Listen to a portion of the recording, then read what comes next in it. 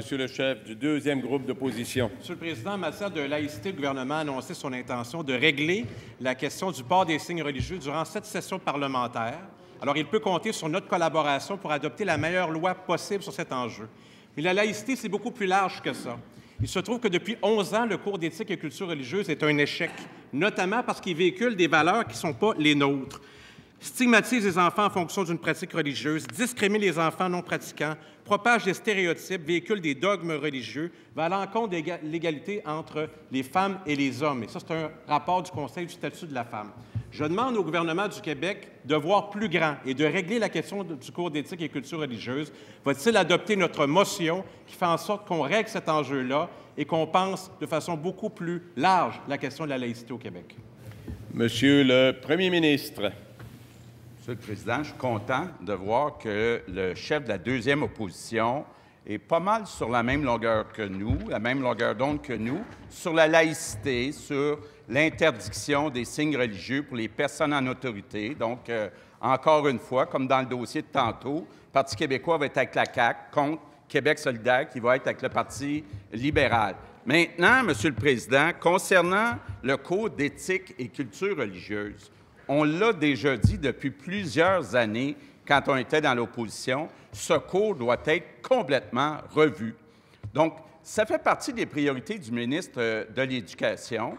Donc, ça sera quelque chose qui sera regardé, mais je pense qu'on doit commencer par livrer certains dossiers. On ne peut pas régler toutes les erreurs en 6 mois. Donc, on va commencer par régler certaines erreurs, puis ensuite, on réglera les autres.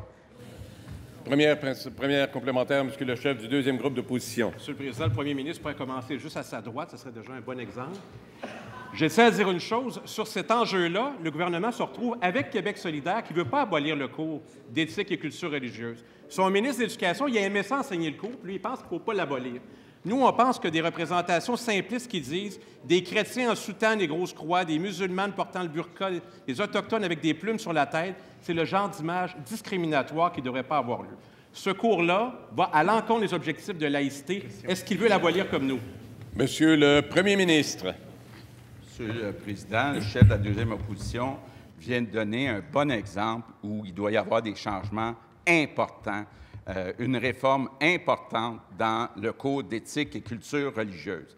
Je comprends que le chef de la deuxième opposition trouve qu'on ne va pas assez vite. Mais maintenant, il faut faire les choses dans l'ordre, et c'est ce qu'on essaye de faire. Deuxième complémentaire, Monsieur le chef du deuxième groupe d'opposition. Monsieur le Président, c'est pas qu'il ne va pas assez vite, c'est qu'il ne va pas assez loin. Et notre position en matière de laïcité va beaucoup plus loin que celle de la Coalition Avenir Québec. S'il est sérieux dans ce qu'il entreprend en matière de laïcité, il va considérer l'abolition du cours d'éthique et culture religieuse, sinon il va se retrouver dans le même camp que le Parti libéral qui l'a créé et Québec solidaire qui ne veut pas l'abolir. Monsieur le Premier ministre. Monsieur le Président, je répète au chef du deuxième groupe d'opposition qu'on est d'accord pour une réforme importante du cours d'éthique et de culture religieuse. Pourtant, le chef de la deuxième opposition était avec moi quand on l'a mis en place, ce nouveau cours. Évidemment, il y a encore des améliorations à apporter. Je comprends que le chef de la deuxième opposition le voit comme nous, qu'il y a des choses à apporter, à changer, mais on n'est pas obligé de jeter le bébé avec l'eau du bain. On a le droit d'expliquer l'histoire des religions aux personnes, aux jeunes qui viennent dans nos écoles. Donc, j'espère qu'on va pouvoir travailler ensemble sur ce dossier-là.